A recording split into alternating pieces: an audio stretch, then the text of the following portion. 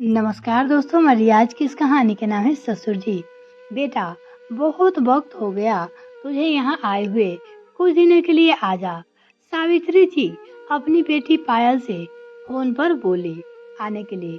पर माँ, मैं कैसे यहाँ की हालत तो तुम जानती हो। पापा जी की हालत ऐसी नहीं कि उन्हें अकेला छोड़ा जाए। पायल ने अपनी माँ यानी कि सावित्री जी को अपनी मजबूरी बताई। बेटा, पूरा 1 साल हो गया यही सुनते सुनते, ना किसी तीज त्योहार पे आई और ना ही कभी वैसे मिलने आई। क्या हम सबकी याद नहीं आती तुझे? सावित्री जी भावुक होते हुए अपनी बेटी पायल से बोली। माँ, कौन कहता है कि याद नहीं आती? आप मेरी माँ हो, मेरे सबसे करीब। पर मेरी मजबूरी भी तो समझो ना। पापा जी की बीमारी ऐसी है कि उन्हें हर वक्त सहारे की जरूरत है। रितेश यानी कि पायल के पति जॉब पे चले जाते तो उनकी देखभाल मुझे ही करनी होती है, पायल अपनी माँ से कहती है। पायल माँ को समझाती हुई बोली, अरे तो ससुर की जिम्मेदारी सारी तेरी है क्या? अपने दोनों बच्चों को लो और इधर आ जा और कुछ दिन उनकी जिम्मेदारी अपनी नंदों को सौंप दे। एक शहर में रहते हो तुम, सब इतना तो कर ही सकते हो। वो सावित्री जी ने अपनी बेटी पायल को समझाया। ठीक है माँ, मैं बात करती हूँ दीदी से। पायल ने माँ की जिद के आगे झुकते हुए कहा। पायल रितेश की पत्नी और 2 बच्चों की माँ। ससुराल में सास तो थी नहीं, बस ससुर थे जिन्होंने पायल को हमेशा बेटी सा मान दिया। और पायल ने भी उन्हें ससुर नहीं, पिता का दर्जा दिया था। पिछले साल अचानक उन्हें लकवा मार गया और शरीर का सीधा हिस्सा पूरा प्रभावित हो गया। अब वो बिन सहारे उठ बैठ नहीं पाते थे। आर्थिक स्थिति इतनी अच्छी नहीं थी कि उनके काम करवाने के लिए किसी सहायक को रखा जाए। और पति रितेश की अपनी नौकरी तो पायल ने सारी जिम्मेदारी खुशी खुशी उठा ली। सुबह रितेश नहलाते के जाते, बाकी सारा दिन पायल उनके खाने पीने से सुसु पोटी तक देखती थी। इसी कारण वो 1 साल से अपने या मायके यानी कि पीहर नहीं गई थी अपने। अब माँ के जिद के कारण 2 दिन के लिए नंदों को छोड़ वो अपने मायके पहुंची। कितनी कमजोर हो गई है मेरी बेटी, सावित्री जी उसे गले लगाते हुए अपनी बेटी पायल को कहती है।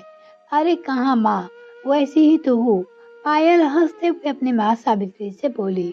माँ ने उसकी पसंद का बहुत कुछ बनाया था। बच्चे भी नाना नानी और मामा की लाड़ में बहुत खुश थे। पायल बीच बीच में नंदों से फोन पे अपने ससुर का हालचाल पूछती रहती थी।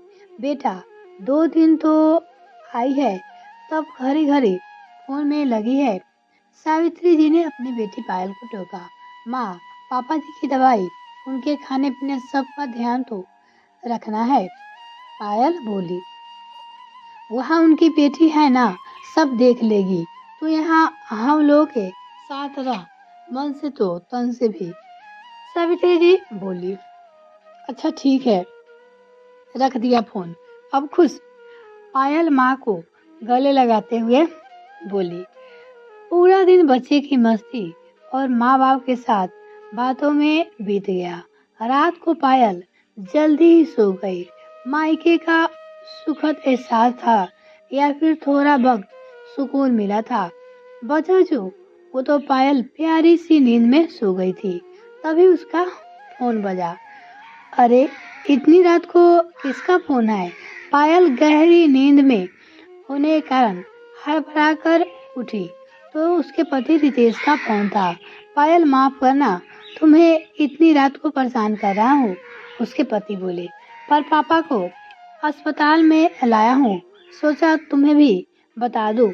रितेश घबराई आवाज में अपनी पत्नी से बोला। क्या ऐसा क्या हुआ पापा जी को? सुबह तो मैंने ठीक छोड़कर आई थी, फिर अब एक दिन में ऐसा क्या हुआ? पायल चिंतित होते हुए बोली।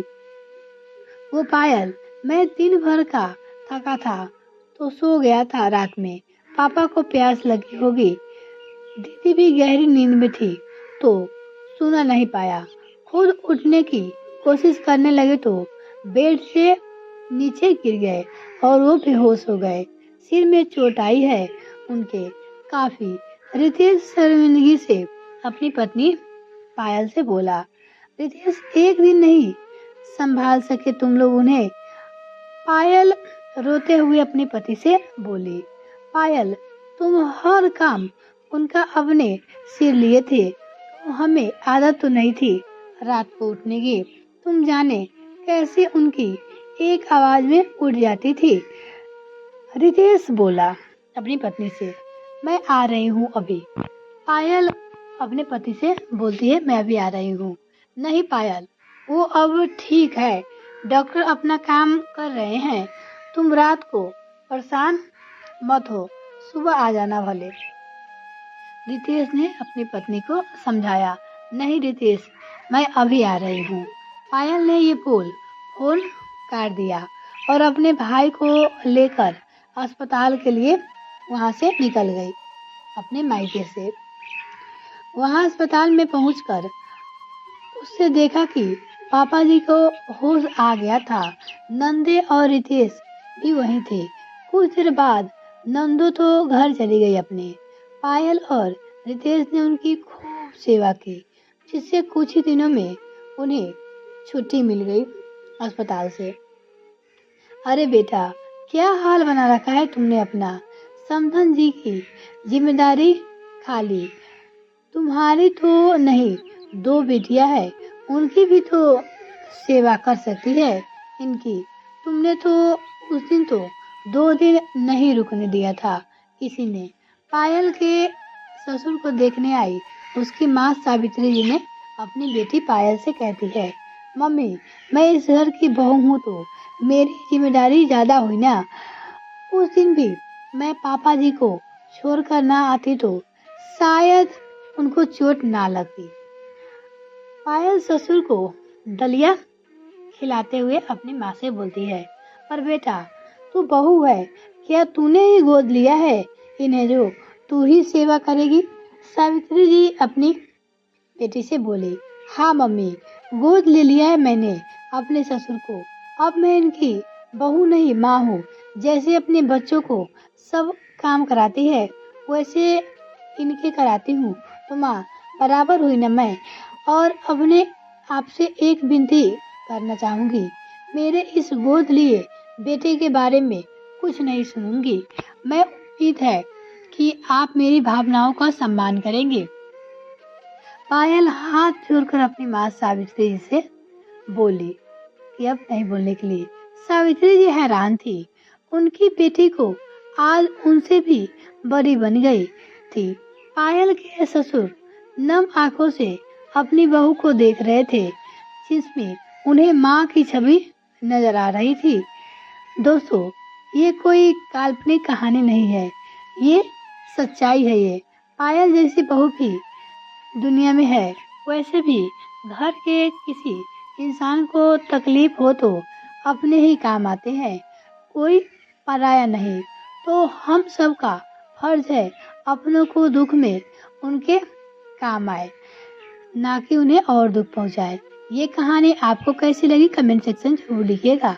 अगर आपने अभी तक चैनल सब्सक्राइब नहीं किया तो प्लीज़ सब्सक्राइब कीजिए, साथ में बेल आइकन प्रेस करें ताकि मेरे और भी वीडियो का नोटिफिकेशन सबसे पहले आपको मिल सके। बहुत बहुत धन्यवाद।